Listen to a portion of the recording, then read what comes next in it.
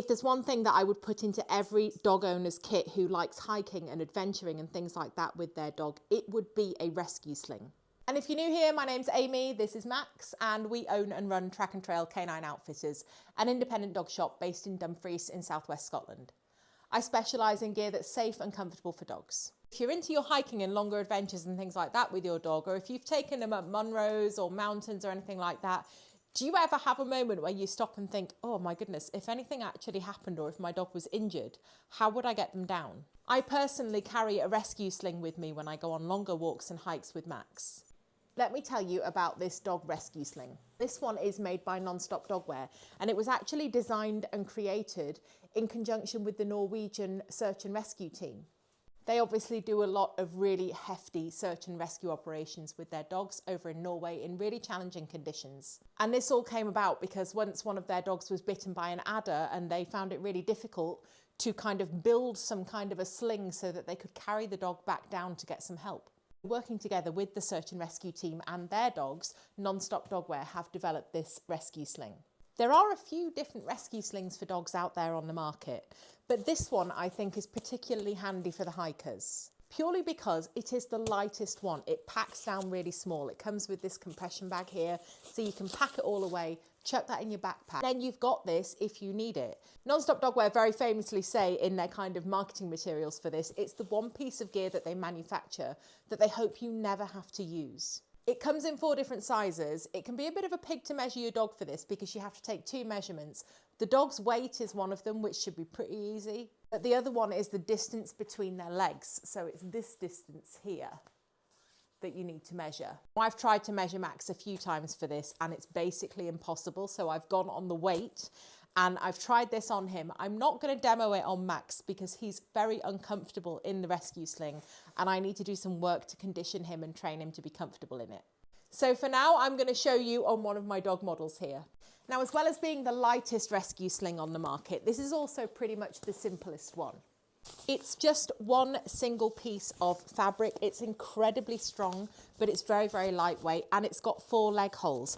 Now, the great thing about this is it doesn't have a front and back. You can put it on either way. So if you are in a panic and you are in an emergency situation, you don't need to worry about getting it the wrong way round. You can just sling it on and get yourself out of there. But if you have got the time, there is a way on that I prefer to put it because I think it sits better on the dog. This just lays flat underneath the dog. And then you'll put their legs through the front holes here. Lift that up. And then you've got a clip here that you can just clip over the dog's back. Now that's not a weight bearing clip. It's just to hold the sling in place while you sort the rest of it out. Pop the dog's back legs in. Obviously this is a lot easier if you're using a dog whose legs actually move. And the same thing again, just lift that one up until it's nice and snug and then use this second set of clips and clip it across the back. Now the reason I like to put it on this way around and not the other way around, although it can go on either way, is because this one just going around the neck, because this one's at the front, just seems for me to hold it in position a little bit better. And then this one, as you can see, is further back. So this clip is right at the front of the sling and this one is kind of in the middle. So I try and get the front one right at the front over the dog's shoulders and then this one sits on their back. And that's it, the sling is on. Next thing you do is you take these straps and you can lift up the dog. Now, because it's lightweight, there's not an awful lot to it. It doesn't come with a lot of heavy padding or anything like that.